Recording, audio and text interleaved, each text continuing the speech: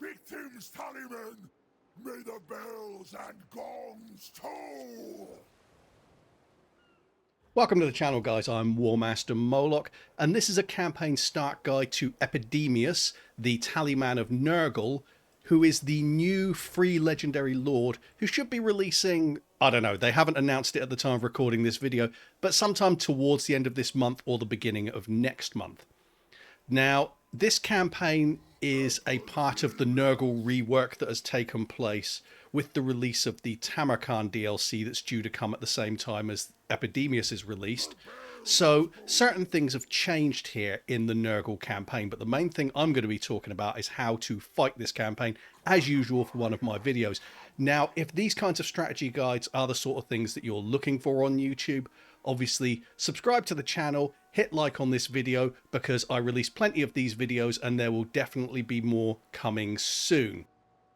So to give you an overview of Epidemius's campaign, he starts out up here by Forest of Decay in the Northern Chaos Wastes, and he's between Malus Darkblade's faction, and also Daniel, the Demons of Chaos over here. Now, this is actually a pretty tough start. Normally at the start of these videos, I say, it's not that difficult, yada yada. I know how to fight this one, but if you don't know how to fight it, it's going to be bloody tricky for you first time you go in. So I'm going to show you how I get through the early stage of this campaign and tell you some of the tricks and pitfalls that are built into it. First up, you start out at war with All-Seeing Eye, which is this Tzearkan faction here. And they stretch all the way over to a settlement over here. I forget what it's called. Okay, let's just click it. Crystal Spires. Okay, so they've also got Port of Secrets here. Now, part of what's built into this campaign is obviously you want to wipe these out because they're your starting enemy. And Tzeark is a pretty tough out for a Nurgle faction early on, just because they're quite quick and they have a lot of range, and obviously the shields and everything else that they get. So getting into the fight over here can be tricky. And then the next one you wind up fighting against, because you obviously come over and take Volcano's Heart, if you go with what CA want you to do, is you wind up fighting Daniel. And Daniel is an incredibly difficult out in the early stages of this campaign, because again, he comes at you with a mix of units, including very likely a lot of horrors that will shoot the hell out of your slow-moving, tanky, but very slow-moving units who can't really do a huge amount about them because you're not the best at flanking. Meanwhile, over to the west, Malus Darkblade with the Dark Elves is an absolute pain in his own right. Because Malus, obviously, he can bring Dark Shards, and he's got that little thing, tz'arkan, to deal with as well, so getting rid of him can be difficult. So you might think, well, let's go south as well, but hold your horses there. I know how to take out Malus Darkblade very quickly and very easily. So the plan for the start of this campaign is this. We are going to come over here, we're going to go as far as Volcano's Heart, we're going to take that, and then we are going to sell Volcano's Heart to Daniel, the Demons of Chaos, because they actually do quite like you at the start of the campaign, the Demons of Chaos. So sell that to him, make a deal with him, and you've got a friend holding on to your eastern flank. So with Daniel holding things down over there, you can then go west and attack Malus Darkblade and take him out. And from there, you can make the decision on whether you want to keep going west and head up towards Sigvald, the Dark Elves, and all the rest of that stuff over there, or whether you want to head south into Norsca and then into the Empire to meet up with Festus, start spreading out in these squishier lands where your magic and tankiness can really get a strong grip against the enemy. So that's what we're going to do.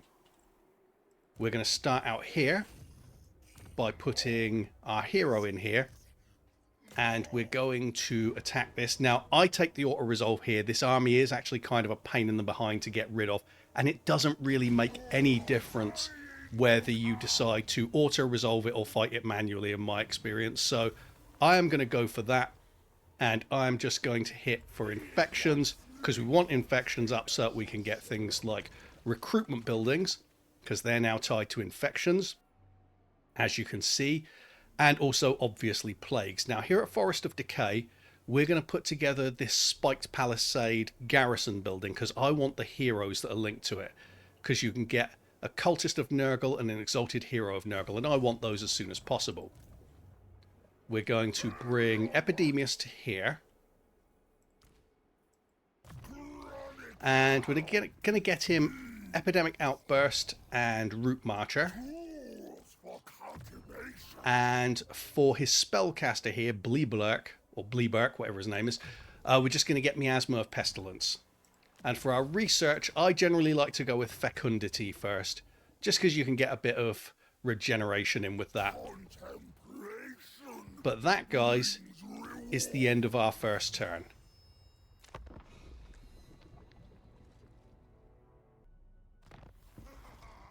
Now, turn 2. I'm going to go into encamp stance just so that we can keep getting some replenishment, and we will head to here in the All-Seeing Eyes territory.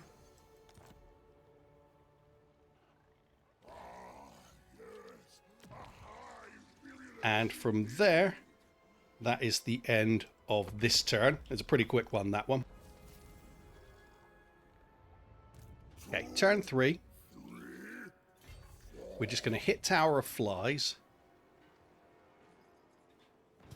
And again, we're going to auto-resolve it. And we're going to loot and occupy. Start repairing this. And then here, I'm going to go for the Plague Flesh Poppies, so we can start recruiting this area here. If there's a building here after you've looted and occupied it, just demolish that one and do this from next turn. But we've been quite lucky it destroyed the building here. Now, Epidemius, I am going to go for Serve or Die just because things are pretty expensive early on, and obviously we now have the respecking option, so I can change that later on in the campaign if needs be. And we'll go for Stream of Corruption for our spellcaster's magic. For our commandment, for now, we're going to go with Plague God's Nursery so that we can get growth in. And for our research now, I'm going to switch over to the faction tab, and I'm going to click Carcinogenic, so that'll get us Maddening Crowds, and then plus 15 extra growth from Carcinogenic. So that sorts us out for the next 5 turns, sorry. There we go. And that is it for turn 3. Okay, now we're going to go for Volcano's Heart, head up here. And we're going to auto-resolve this again. A lot of auto-resolves early on here. Now, at this stage, you can actually sack it to get your 12 infections and that bit of extra money. And then you can occupy it. And again, you'll get more infections by doing loot and occupy, so do that. We're not going to be holding on to this territory here, so don't do any building here. Epidemius, I'm going to go Serve or Die again. And for the spellcaster, I'm going to go Children of Nurgle for that passive healing.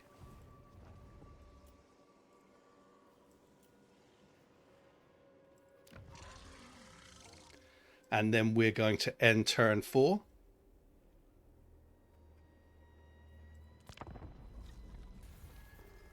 As you can see, All-Seeing Eye has now been wiped out because Daniel starts at war with them as well, and he's taken out the rest of their provinces, so we no longer need to worry about them. And the AI has not managed to trick us into committing to fighting against Daniel. So we're going to bring Epidemius down to here. There we go. And Volcano's Heart, we're going to go into Diplomacy. And we're going to offer that to Daniel. We'll take a non-aggression pact with him as well, and he gives us just over 3,000 gold. We will accept that, or 3,000 favor, whatever. As you can see, the economy for Nurgle is now actually pretty decent, so that's a nice addition. And here, we are now going to recruit our heroes. So let's have a look and see which ones we've got here. Movement range +5, confident.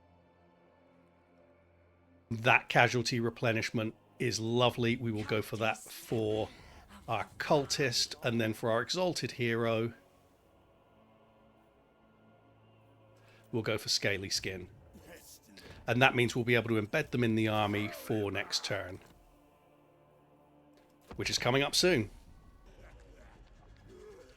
Okay, so embed the heroes in Epidemius's army.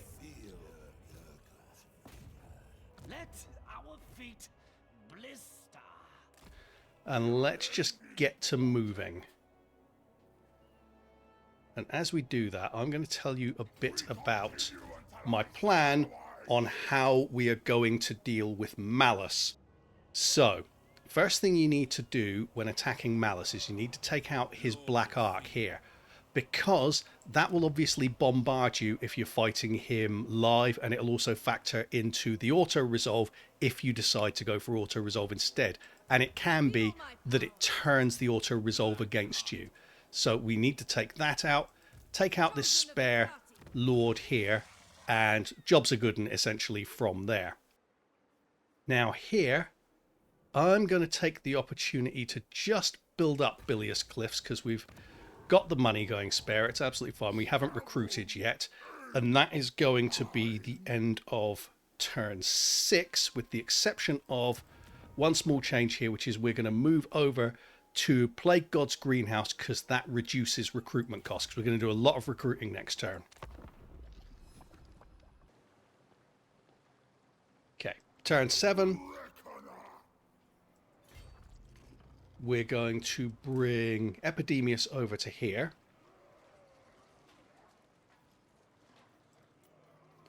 And we're going to recruit everything. Not quite everything with this army. So we're going to concentrate on Plague Bearers, the Beast of Nurgle, and Plague Toads for Epidemius' army. Hit recruit.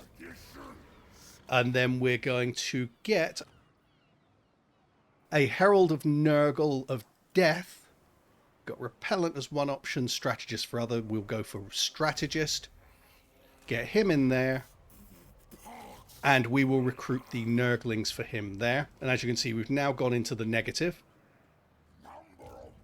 And that's the end of turn 7. The exception of we could change this over potentially to something else, like maybe get some infections.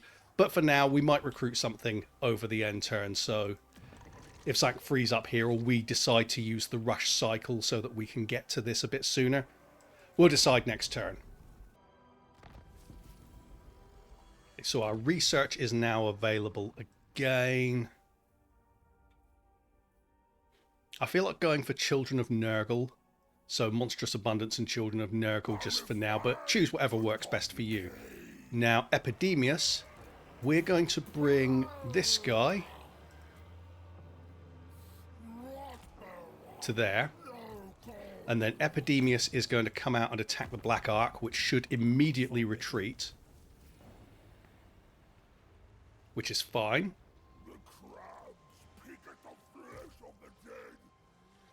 We'll come just within range there.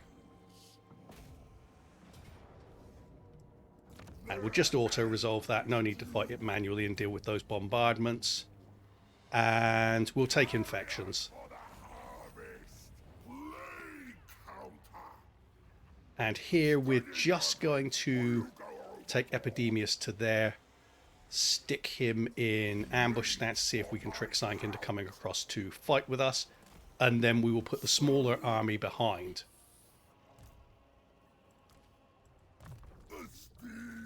For Epidemius, I'm going to get Slime Trail because that little passive ability there can help when you're fighting the blob battle against Malus Darkblade. And then I'm going to say go for Stream of Corruption again here. We'll go for Blade Master on our Exalted Hero of Nurgle. And we'll go Increase Mobility for our Cultist of Nurgle. Now, sometimes you'll probably have noticed that there was a Lord that came ashore a little bit earlier on. Often, in fact, more often than not, that army, that Lord and their army comes out this turn or comes to here during this turn rather than a turn sooner, so you can catch them out as well and get that little bit of extra experience. So the ambush trap's set. Let's see if that spare Lord of Malice's falls for it. We'll watch through the end of the turn here. Daniel wants military access. That's actually fine. We want him to be our good buddy to the east here. So let's just keep an eye out for Hag Graef. There we go. They fell for it. Now, I would ordinarily fight this one manually, because obviously this army is not particularly impressive. But let's keep things simple. Let's just go with the auto-resolve for now. And I am going to go for... There's not very many infections, is it? Let's just go for favor, whatever.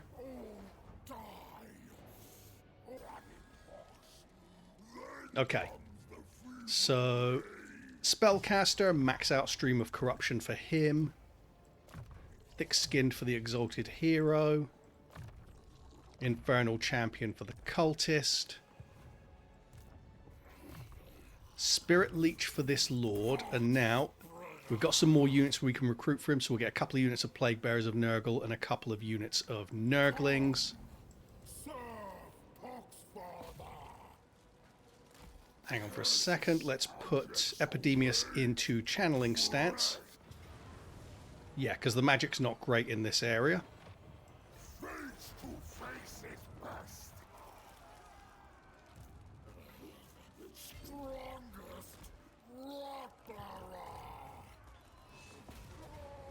Now, you can auto-resolve it, but obviously I don't recommend it. You'd lose a unit, and this battle is not difficult at all. So I will show you how to fight it. It's simple. Now, this is the same map layout from my recent Quick Head Taker guide video as well. So to sum it up, there's loads of tower coverage for you to have to deal with as an attacker. But there's also space to con the AI so that they can't react in time, largely because of this block here. So what we're going to do, first of all, let's get our reinforcement marker to there. We're going to put the Cultist of Nurgle here between these two towers so you can draw their fire. And we're going to get our Plague Bearers, our Nurglings, our single entities, and basically everything else here behind him. Now what will happen is the towers will fire at the cultist. I'll send him forward so he can occupy the towers, and then instead of attacking here, we're going to come over here and attack this area. Simple as that, really. We're going to draw the fire of the towers in this direction and then move over here where the towers aren't active. So let's get to that. Cultists go to about there.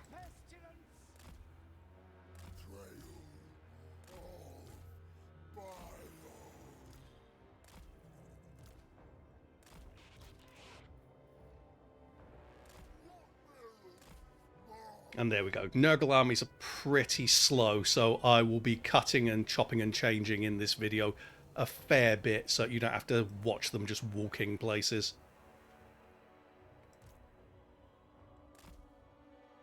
Now, as you can see, they're moving over to try and activate the towers here. That's okay.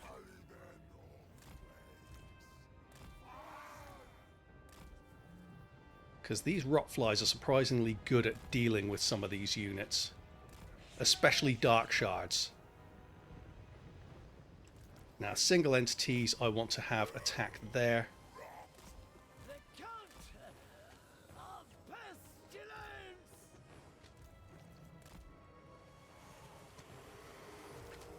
Right, let's attack the gates.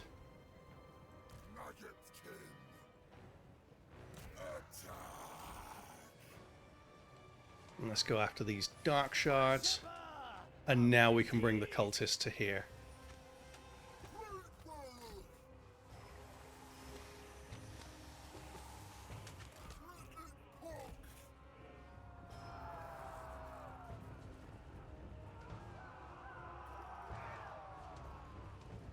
Okay, let's get the rotflies out because we don't want them to get bogged down by spearmen. We'll just fly them away if needs be to a place that's out of shooting range.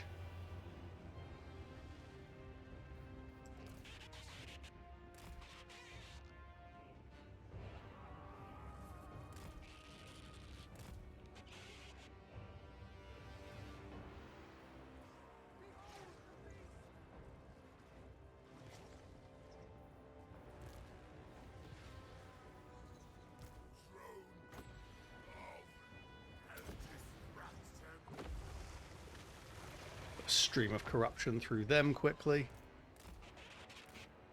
And just leave the rot flies here just out of range. Okay, we've got the other units coming in here. And we'll bring in the single entities first.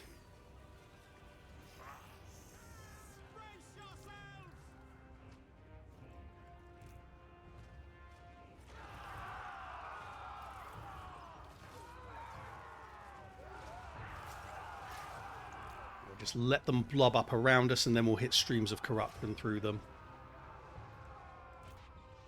There's another unit of dark shards coming in here, so I will send the rot flies in to hit that.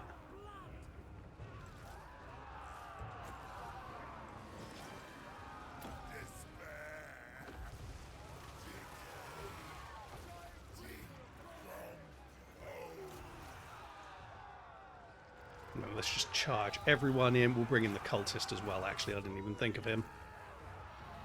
We also have Epidemic Outburst here, so we'll hit that. And we can also cast this summon in this area here. It just so happens we've got a Tormentor Sword, so we might as well use that while we're at it.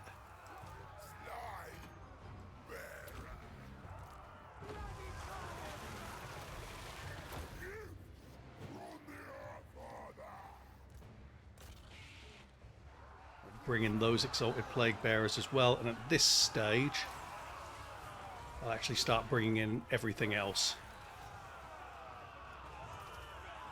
It belongs to Nurgle now.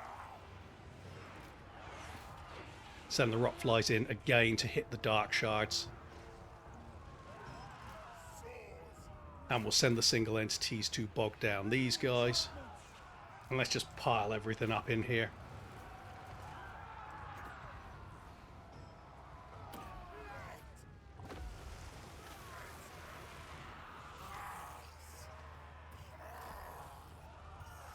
And that's it. Simple as that, nothing to worry about. You just need to know how to approach it, really. But minimal casualties off that battle decisive victory. So 12 losses. We are going to loot and occupy this settlement. And then I'm going to do something a bit probably unexpected. I'm going to move Epidemius outside of Black Rock. And at this stage I will go looter for Epidemius. I'm going to get Rancid Visitations because that can be useful for our Plague Ridden. And we'll go Thick Skin for the Exalted Hero of Nurgle, and also for the Cultist of Nurgle.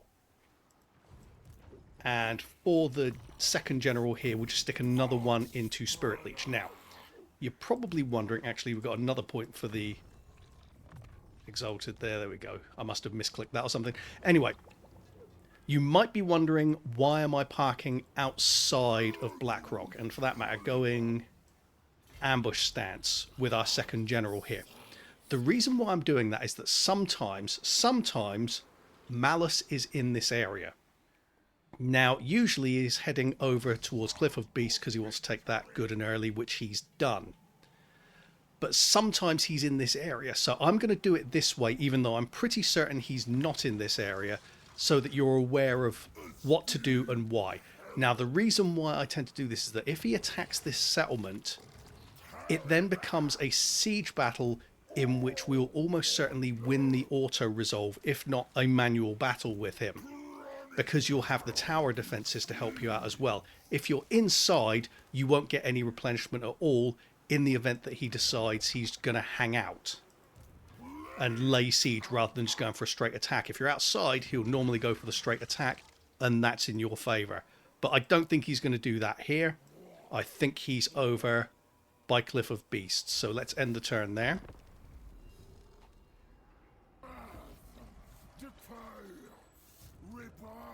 So get rid of this little pop-up here. We're on turn 10. And we are going to move our guys all the way over.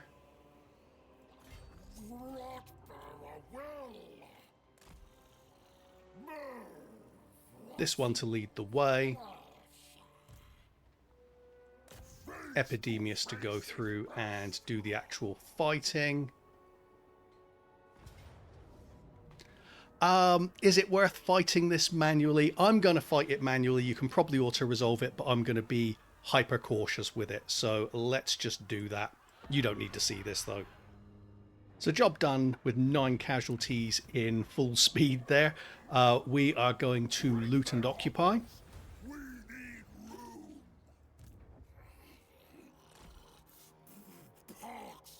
There we go. And Epidemius, let's go for another one for looter. The Exalted Hero, let's go for Chaos Strategist for that casualty replenishment rate. And for this guy, we will go for increased mobility again. And finally, for the other Lord, let's go life leeching.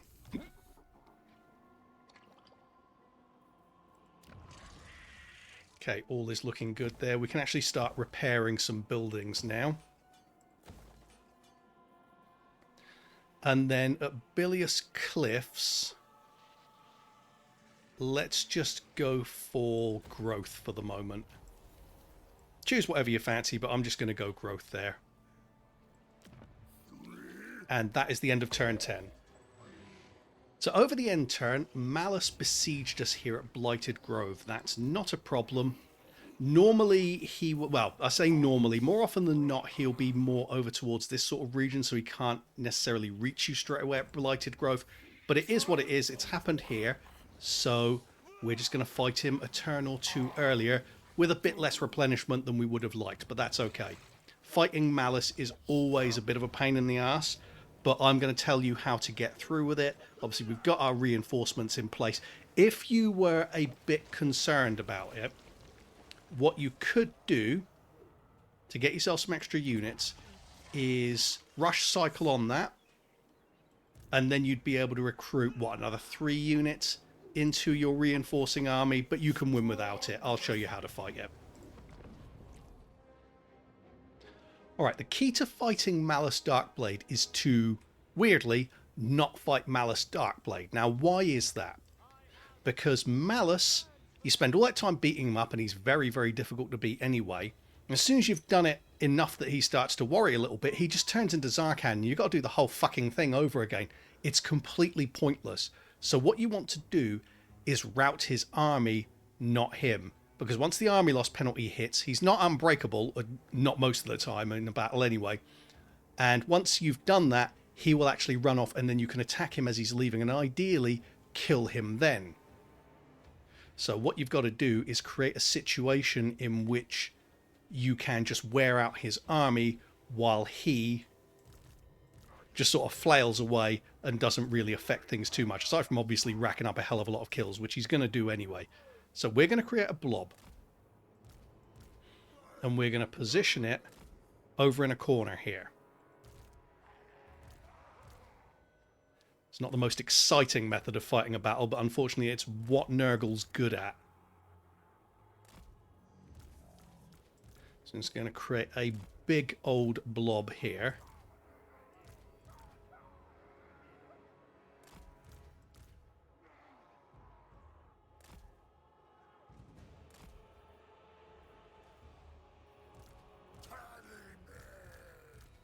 Okay, that's fine. The Exalted Hero want to leave out of the blob for the moment.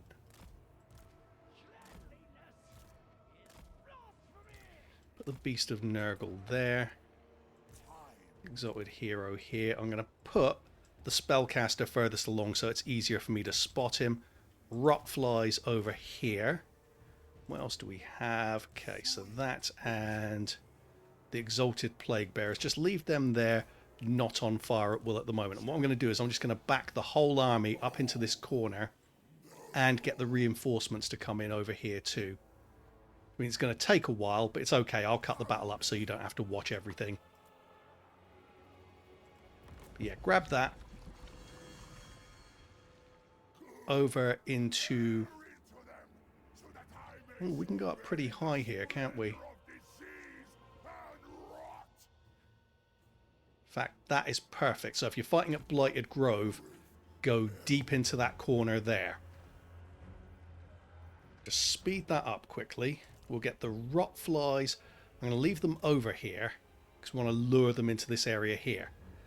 Now, something else you can do is you can waste ammo, because they will shoot at this exalted hero, including the Scourge Runner chariots, who do a lot of damage. The only thing you don't want to do the ammo wasting with in most circumstances is the Bloodrack Medusa, because she's much more accurate and she will hit your exalted hero a lot.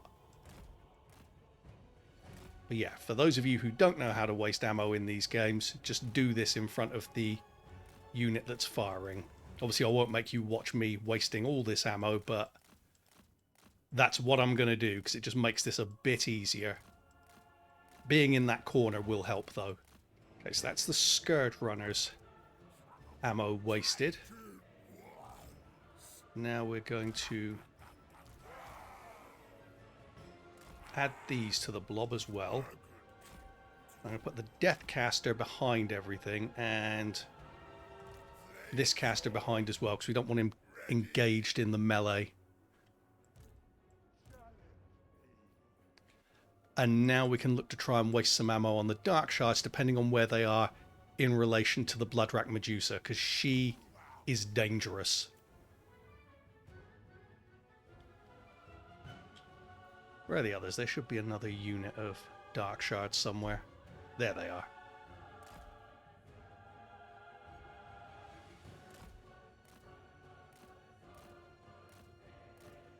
Oh, here we go. Oh, I was hoping they'd attack us early there, but apparently not.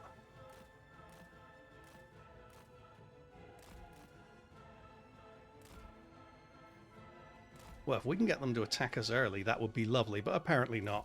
Apparently not. They're just going to be knobs. Malus feels very comfortable here because he's in the stronger position. He's the one laying siege. Okay, they look like they might go for it. That would be lovely, because once you've damaged a unit enough, they will actually bring their army forward. So if we can get the Scourge Runners to get involved in a fight over here, that's it. The battle will begin. But apparently they're not keen. Okay, the one thing that's probably going against us at the moment is that the hero is tired. So I might just rest him up a bit.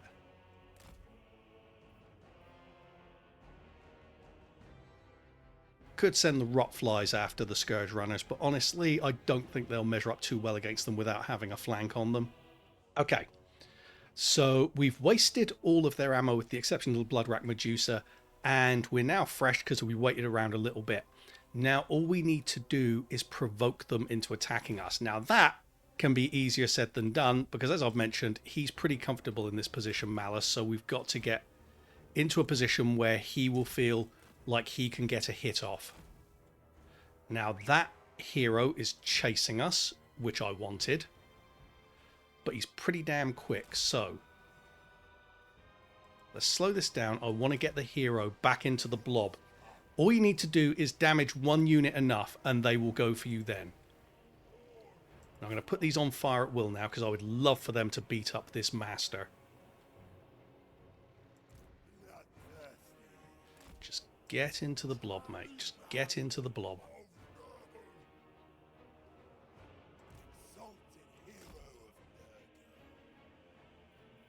And I'll have the rot flies come over to here so that they can bog him down if needs be as well.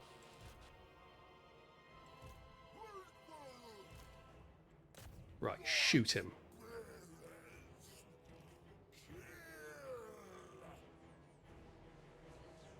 That was not especially effective. I have to say, they were moving about a bit too much. Okay, let's get the hero back out here. We want to draw him back in this direction. There we go.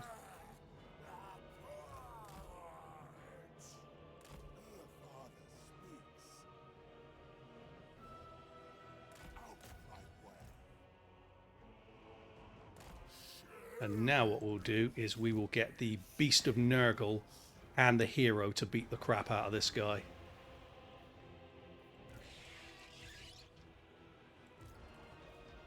And we'll take these off of fire at will because we can use those shots elsewhere.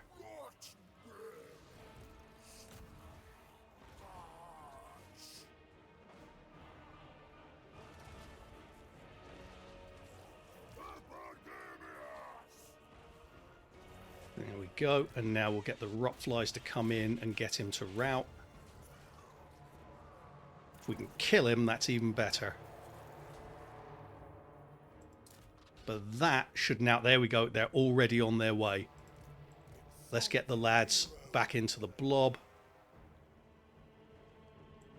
Rotflies, don't get bogged down by those Scourge Runners.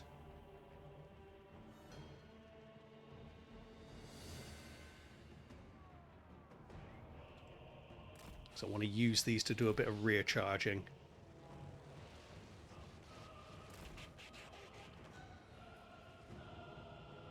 Got the Bloodrack Medusa coming in. Might even bring these up over here because then we can loop round the back.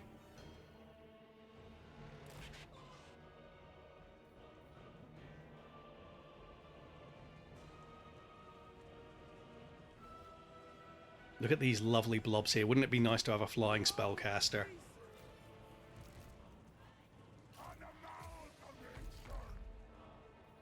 Okay, there we go. That Medusa's shooting. Just got to deal with it at the moment.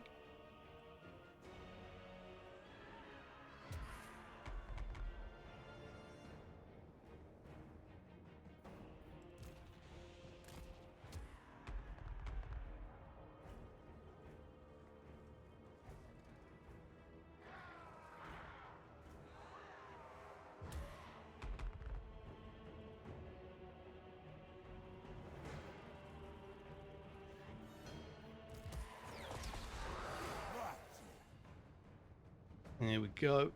And that's Malus round the back there.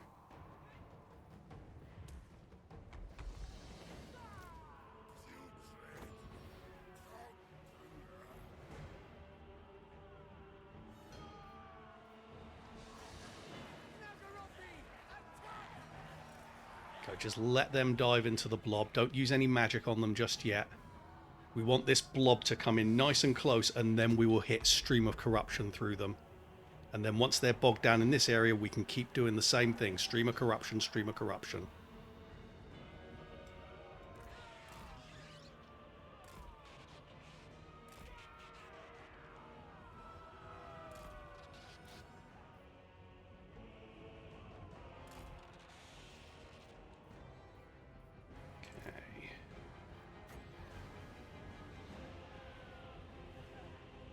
Okay, they're paying too much attention to the Rotflies, so I'm going to bring the Rotflies back up over here. They've been distracted by them.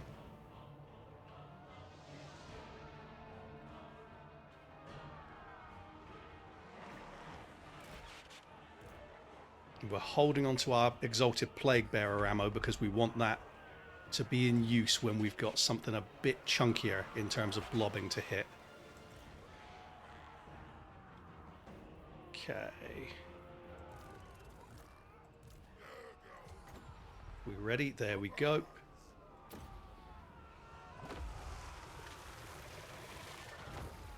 Nice. Nice, nice, nice.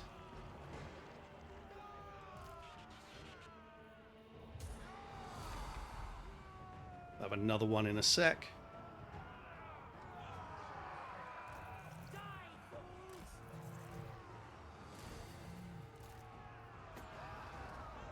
Straight through there.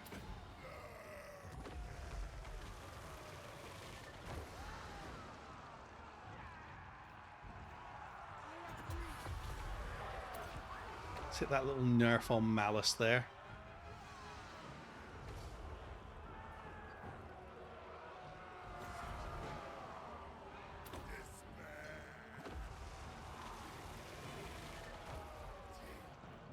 And now the Rotflies can come over the top and make sure those Scourge Runners leave the battlefield.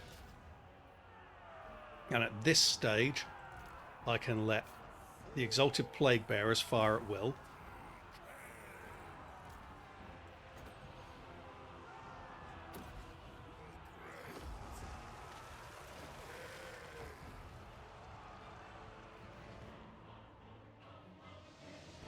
Scourge Runners are gone. Let's bring the Rotflies to there.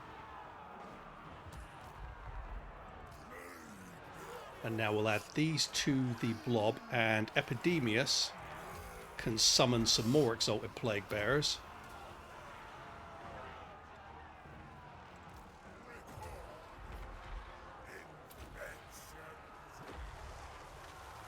Just stream of corruption, stream of corruption, stream of corruption, guys.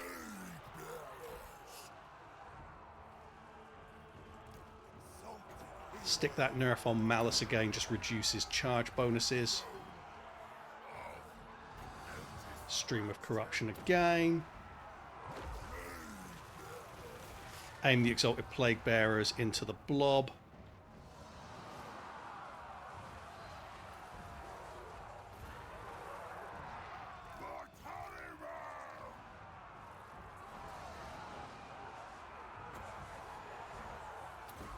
Stream of corruption. Noticing the pattern yet, guys?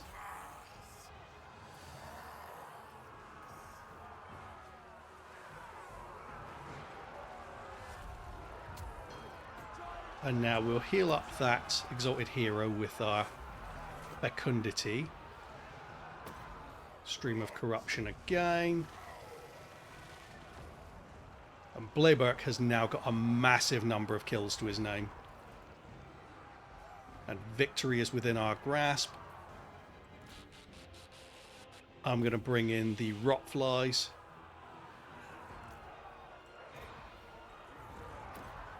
Stream of corruption.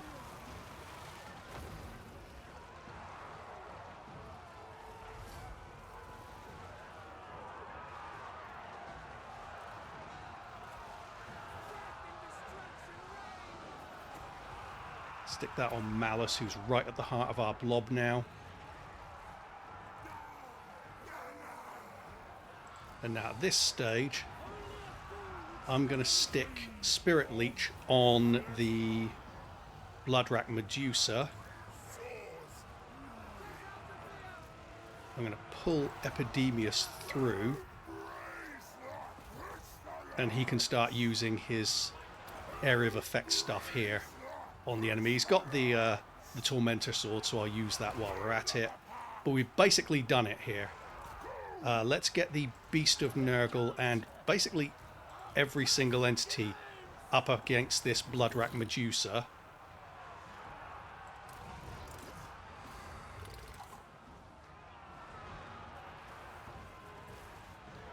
We'll stick another Spirit Leech on her just to speed things along, but they're very close to the army loss penalty now.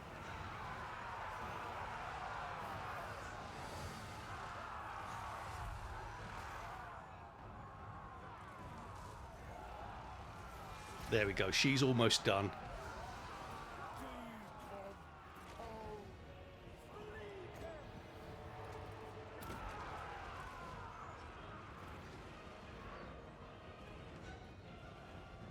And that's the army loss penalty incurred. We just want to wipe out as many of the units as possible. And wait for Malus Darkblade's unbreakable period to drop off. We'll send the Plague Toads out as well. And then single entities come in here and get Malus. We just want to wear him out. At the very least, we want to do a huge amount of damage to him.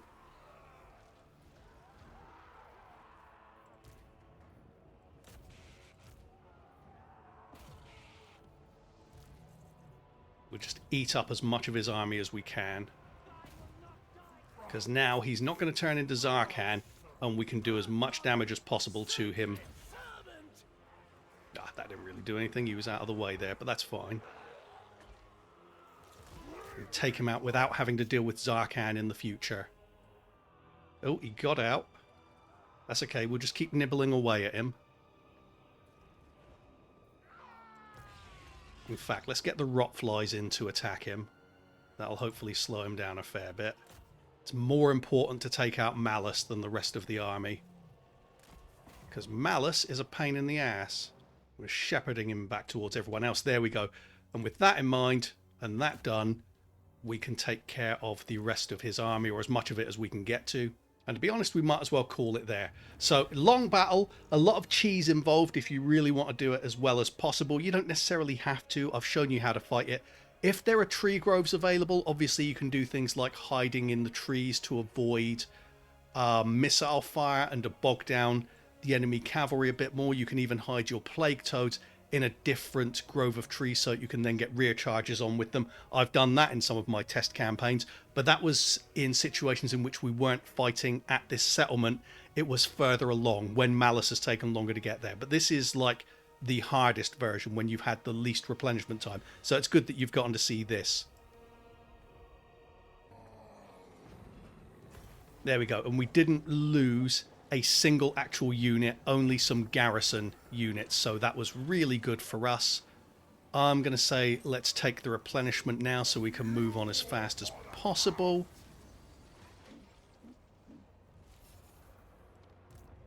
Something you can do here as well, I didn't bother with it in this instance, you can go with a plague too. Just in case you didn't get enough infections, we didn't necessarily want to show this straight away. But you can use this to make Epidemius a bit tankier even, so that can help your army out. But I wanted to show you hard mode, basically. We're going to bring this one to here. We're going to bring Epidemius into there. I am not going to fight that manually. We will just auto-resolve it. Let's take the infections.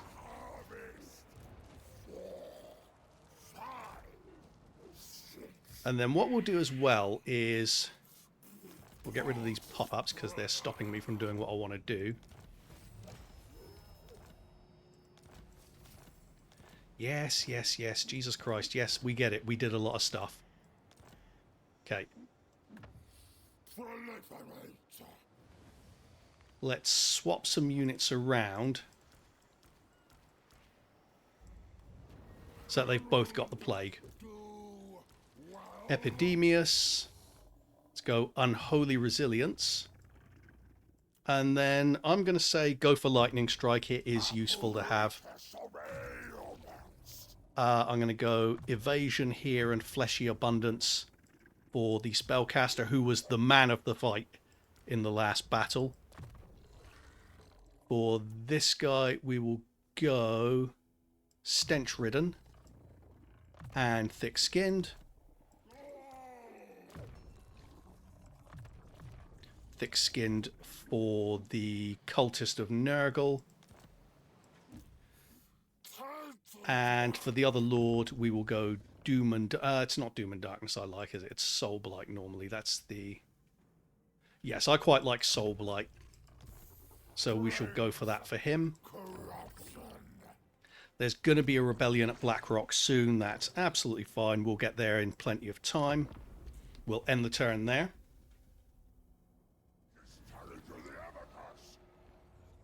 Okay, so over the end turn, Malus tried begging for peace. You can guess what Grandfather Nurgle had to say about that. It was, fuck off. We are going to lead the attack on Cliff of Beasts with the smaller army, and then have Epidemius come in behind. Notice that it's decisive victory even without Epidemius. However, there is another army around. There it is. So we want Epidemius available to help deal with that. Decisive victory, very few casualties. Let's go loot and occupy, might as well. It's going to rebel anyway. Start repairing. Go for growth. We want to get Blackrock built up as soon as possible because we'll, after this stage, you'll want to be moving on. Tower of Fly, start building that up as well. And we do have a cult available. I believe it's over here. There we go.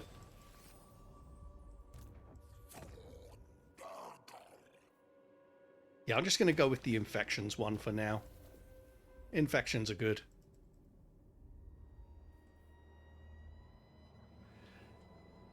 Now, the reason why I've let the smaller army hold Cliff of Beasts is because they're liable to besiege And that means that whichever army is inside won't get replenishment, which is total bullshit, but, you know, it is what it is.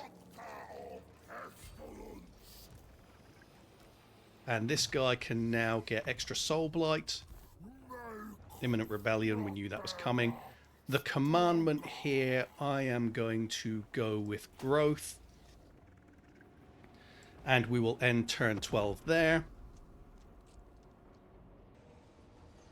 There we go. They've actually attacked straight away because there was a smaller army inside. We'll lose some garrison units. I don't care. Let's make sure our main army's fine. There we go. We'll take the infections from that. And that's the end of Hag Graef. So that, guys, in 13 turns is basically all you really need to know about how to get through the early stages of this campaign. Obviously, we're going to have to rush over and take back Blackrock. We haven't invested anything in it, so if it gets taken by these Tzeentchians, that's absolutely fine.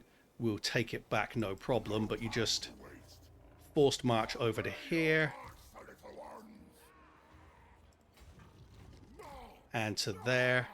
In fact, let's just give it a quick test. Are we close enough to reinforce? Nope, but that's absolutely fine. Like I say, if Blackrock falls, we'll just retake it. Now, god damn it. Right, get them to there. But that's basically all you need to know, guys. That is how to take out Hag Graef as a faction. Now, you've got other factions over here to your west if you decided to go for it. You know, you've got like the Core Knights here at the Twisted Towers. You've got these Slaneshis here. But they're typically not that likely to attack you. And Malekith, who declared war in support of Malus Darkblade, he'll normally make peace with you as well. So it's up to you. If you want to go west, work your way all the way up to the Dark Elves and take Naggaroth if you want to, that's fine. Or you can go south and hit the Norscans, work your way through, eventually meet up with Festus and start hitting the squishy types in the Empire.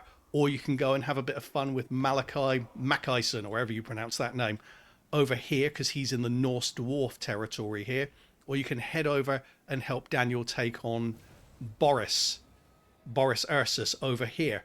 It's entirely up to you, but that's how you get through this campaign. The main thing you needed to learn was how to beat Malus Darkblade with an early Nurglite army. I've shown you how to do that. Now, I hope this video has been of help for you.